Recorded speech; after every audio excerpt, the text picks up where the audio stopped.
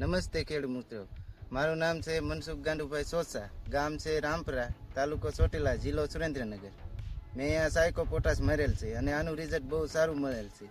જ્યારે નહોતું માર્યું ત્યારે દાણા આપણે અમુક પીળા થઈને ખોટા થતા હતા. સાયકો પોટાશ માર્યા પછી સારું જીરામાં દાણાનો સુધારો અને એક સરખા દાણા થઈ ગયા છે. એ આપણું આ ફીલ પણ તમે જોઈ શકો છો.